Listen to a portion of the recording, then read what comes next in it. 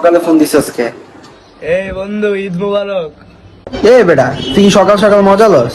আরে না বেটা, মজা না। তুই আমার প্রোফাইলে ঢুকিয়া দেখ বেটা, তাহলে মজা লো মুখির লেখা। আচ্ছা খারাপ, দেখতেছি 1 মিনিট।